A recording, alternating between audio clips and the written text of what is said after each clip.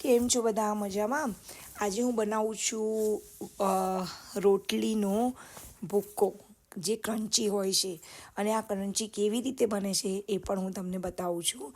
આ છે વધેલી રોટલી જેને મેં આમાં શેકી લીધી છે જેનાથી એ ક્રન્ચી બની ગઈ છે અને હવે હું તેનો ભૂક્કો કરી રહી છું.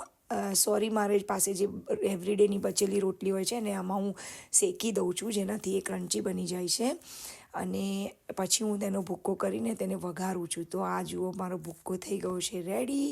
કેટલો સરસ ઝીણો ઝીણો ક્રન્ચી ભૂક્કો થઈ ગયો છે. હવે ચાલો એને વઘારીએ. તો એના માટે મેં અહીંયા એક કઢાઈમાં થોડું તેલ લીધું છે. તેલ ગરમ થાય એટલે એમાં હું એડ કરું છું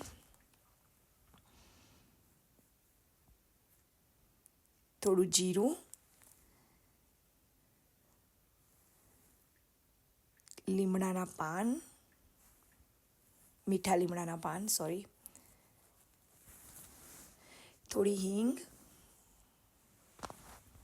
તમારા ટેસ્ટ પ્રમાણે, સિંગદાણા,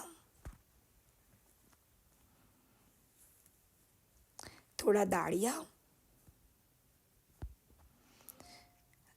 આ બધી વસ્તુને થોડું શેકી લો જ્યાં સુધી દાળિયા અને સિંગદાણા બ્રાઉન ના થાય ત્યાં સુધી એને બરાબર શેકી લો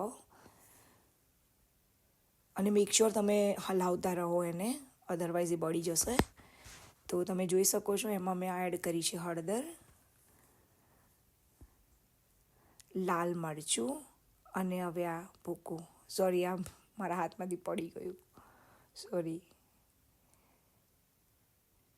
અને હવે આ ભૂક્કાને બરાબર સરસ રીતે મિક્સ કરી દીધો છે. હવે હું એમાં એડ કરું છું સોલ્ટ,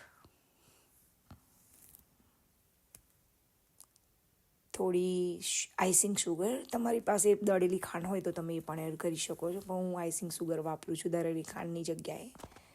અને બરાબર તમે એને મિક્સ કરી લો. મેક શ્યોર તમારો સ્ટવ એકદમ ધીમી આંચ પર ઓન હોય, કારણ કે જો આંચ ફૂલ હશે તો આ બળી જશે. જુઓ તમે જોઈ શકો છો મારો ક્રન્ચી એવો સરસ વધેલી રોટલીનો ચેવડો તૈયાર થઈ ગયો છે. Thank you guys for watching my video.